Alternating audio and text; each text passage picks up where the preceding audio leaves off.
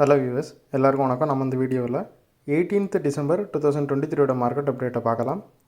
அப்புறம் stocks, Bajaj auto, Hindalco, Adani ports இதெல்லாம் இதுக்காக ரேலி ஆச்சுது. ITC, ICICI bank, power grid corp இதெல்லாம் இதுக்காக விழுந்துச்சு. எஃப்எஸ்டிஎஸ் இவங்கெல்லாம் வந்து எவ்வளோ க்ரோர்ஸ்க்கு ஸ்டாக்ஸை பை அண்ட் செல் பண்ணியிருக்கிறாங்க. அப்புறம் யூஎஸ் மார்க்கெட் வந்து இதுக்காக ஸ்லைட்டாக ரேலி ஆச்சுது. ஒரு கிரிப்டோ இதுக்காக ரேலி ஆச்சுது. அப்புறம் கோல்டு இதோட ரேட் எல்லாத்தையும் நம்ம இந்த வீடியோவில் பார்க்கலாம். ஃபஸ்ட் வந்து மார்க்கெட் அப்டேட்டை பார்த்துக்கலாம். நிஃப்டி பார்த்திங்கன்னா ஒரு 38 பாயிண்ட்ஸ் வந்து விழுந்துருந்துச்சு. சென்செக்ஸ் வந்து ஒரு 168 பாயிண்ட் வந்து விழுந்துருந்துச்சு. நம்ம வந்து ஃபஸ்ட்டு வெள்ளிக்கிழமையே சொன்ன மாதிரி மார்க்கெட் வந்து கொஞ்சம் கரெக்ஷனை நோக்கி தான் போய்ட்டுருக்கு. ஏன்னா ரொம்ப குறுகிய பீரியடில் வந்து நல்லாவே ரேலி ஆச்சுது. ஸோ அதோட இம்பேக்ட் வந்து எல்லாருமே வந்து ப்ராஃபிட் புக் பண்ணுறதுக்கான சான்சஸில் தான் இருக்கிறாங்க. ஸோ மேபி ஒரு பெரிய ப்ராஃபிட் புக்கிங் நடக்கிறப்போ வரிசையாக அது வந்து ஒரு பெரிய கரெக்ஷன் நடக்கிறதுக்கு வாய்ப்புகள் அதிகமாக இருக்குது. அப்புறம் ஸ்டாக்ஸை பார்த்தோம் அப்படின்னா பஜாஜ் ஆட்டோ வந்து 190 பாயிண்ட்ஸ் வந்து ரேலியாக இருந்துச்சு. ஸோ ஏற்கனவே வந்து அவங்களோட பஜாஜோட சேட்டக் எலக்ட்ரிக் வெஹிக்கிள் வந்து ஒரு 1 lakh அந்த சேல்ஸ் வந்து கடந்துச்சு. அது மாதிரி இப்போ வந்து பல்சரோட சேல்ஸ் வந்து அவங்க சொல்லியிருக்காங்க. அது வந்து இயர் டு இயர் பார்த்திங்கன்னா அது வந்து 79% பல்சரோட சேல்ஸ் வந்து அதிகமாக இருக்குதுன்னு சொல்லியிருக்கிறாங்க. ஸோ இந்த மாதிரி டேட்டா நல்லா வந்ததுனால பஜாஜ் ஆட்டோ நல்லாவே ரேலி ஆகிருக்குது. அப்புறம் ஹிண்டால்கோ பார்த்திங்கன்னா ஒரு 9 பாயிண்ட்ஸ் வந்து ரேலி ஆகிருக்குது. ஹிண்டால்கோ வந்து ஒரு 800 கோடி ரூபாய்க்கு இன்வெஸ்ட்மெண்ட் வந்து பேட்ரி ஃபாயில் பிளான்ட்டை வந்து ஒடிசாவில் செட் பண்ணுறதுக்கு ஒதுக்கியிருக்காங்க. ஸோ இந்த நியூஸ்னால் ஹிண்டால்கோ கொஞ்சமாக ரேலியாக இருக்குது. அப்புறம் அதானி போர்ட்ஸை பார்த்தோம் அப்படின்னா அது ஒரு 15 பாயிண்ட்ஸ் வந்து ரேலி ஆச்சுது.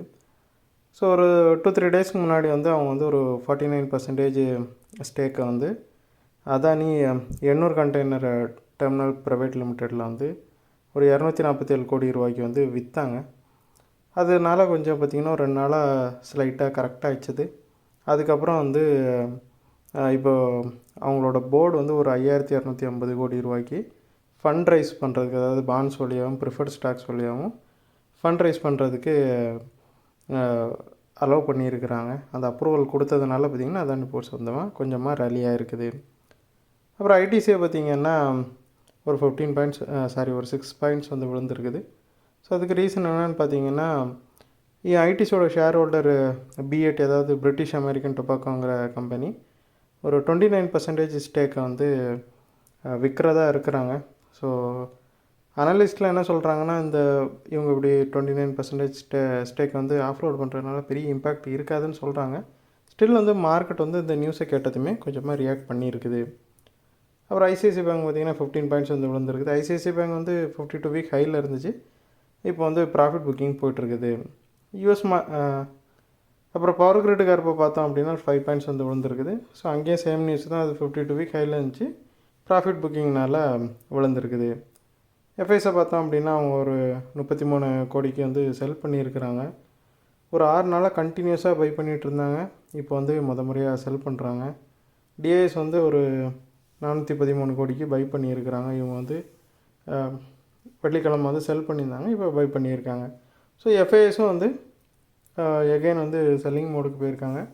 மேபி இது ப்ராஃபிட் புக்கிங்னால் கூட இருக்கலாம். ஸோ அதே இது மார்க்கெட்லேயே நடக்கிறதுக்கு வாய்ப்புகள் இருக்குது. அப்புறம் கிஃப்ட் நிஃப்டி பார்த்தோம் அப்படின்னா ஒரு 13 பாயிண்ட்ஸ் வந்து விழுந்துருக்குது. ஸோ இது நாளைக்கு வந்து மார்க்கெட் ஃப்ளாட்டாகவோ இல்லை குறையவோ வாய்ப்பு இருக்கிறத தான் காட்டுது. கிஃப்ட் நிஃப்டி 21,470 க்ளோஸ் ஆயிருந்துச்சு கிஃப்ட் நிஃப்டி. ஸ்டில் வந்து இந்தியா விக்ஸ் வந்து யூஎஸ் விக்ஸோட ஹையராக தான் இருக்குது. இந்தியா விக்ஸ் வந்து 13.9 இருந்துச்சு. யூஎஸ் விக்ஸ் 12.54 இருந்துச்சு. அப்புறம் யூஎஸ் மார்க்கெட்டை பார்த்தோம் அப்படின்னா டவ் வந்து 37,306 இருக்குது. பெருசாக சேஞ்ச் எதுவும் நடக்கலை. S&P 500 பார்த்தோம் அப்படின்னா 21 பாயிண்ட்ஸ் ரேலியாக இருக்குது. நாஸ்டாக் வந்து 90 பாயிண்ட்ஸ் வந்து ரேலியாக இருக்குது. ஸோ இது வந்து ஃபஸ்ட்டு யூஎஸ் மார்க்கெட் வந்து நெகட்டிவ் சைடில் தான் போய்ட்டு இருந்துச்சு. கரெக்டு தான் ஆகிட்டு இருந்துச்சு. அப்புறம் பார்த்திங்க அப்படின்னா ஹவுசிங் டேட்டா வந்துச்சு. ஸோ அது வந்து ரொம்பவே பாசிட்டிவாக இருந்ததுனால யூஎஸ் மார்க்கெட் வந்து மறுபடியும் ரேலியை நோக்கி போயிடுச்சு. அப்புறம் கிரிப்டோவை பார்த்திங்கன்னா பிட்காயின் வந்து ஒரு 974 பாயிண்ட்ஸ் வந்து ரேலி ஆச்சுது. 40,342 இருக்குது. பிட்காயின் வந்து ஒரு கரெக்ஷனை பார்த்துச்சு இடையில.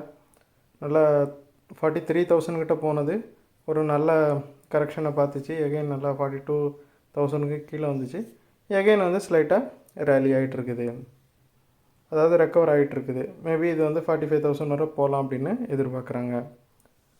எத்திரியம் பார்த்திங்கன்னா 205ல் இருக்குது. பினான்ஸ் வந்து 240ல் ட்ரேட் ஆகிட்டு இருக்குது. க்ரூட் வந்து பெரிய சேஞ்ச் எதுவும் இல்லை, 78.15ல் இருக்குது. 0.8 வந்து ரேலி ஆகிருக்குது. அப்புறம் கோல்டு பார்த்திங்கன்னா 9 பாயிண்ட்ஸ் ரேலி ஆகி 2004ல் இருக்குது. 0.46% அப்பாக இருக்குது. ஸோ இந்த வீடியோ நான் உங்களுக்கு கொடுத்த இன்ஃபர்மேஷன்ஸ் எல்லாம் கண்டிப்பாக ஹெல்ப்ஃபுல்லாக இருந்திருக்கும். நான் நம்பர் இது உங்களோட ஃபியூச்சர் ட்ரேடிங் செஷனுக்கு கண்டிப்பாக ஹெல்ப் பண்ணும். இந்த வீடியோ உங்களுக்கு பிடிச்சிருந்துச்சின்னா லைக் பண்ணுங்கள், ஷேர் பண்ணுங்கள், மறக்காம சேனலுக்கு சப்ஸ்கிரைப் பண்ணுங்கள். அப்படியே இந்த பெல் ஐக்கானை கிளிக் பண்ணிங்கன்னா டெய்லி அப்டேட்ஸ் தவறாமல் கிடைக்கும். தேங்க்ஸ் ஃபார் வாட்சிங். Keep supporting. தேங்க்யூ.